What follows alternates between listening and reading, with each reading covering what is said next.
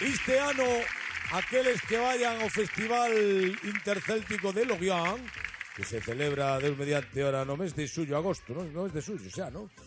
Van poder ver, entre outros galegos que ali estarán, a esta banda de gaitas Ximiela, de Louro. Xa o pasado ano andiveron por Nova York, elevando a nosa galeguidade por alá, e este ano van a Lorient, representando a Galicia. Así que moitas gracias por vir esta noite ata aquí. Fantástico, Ximiela.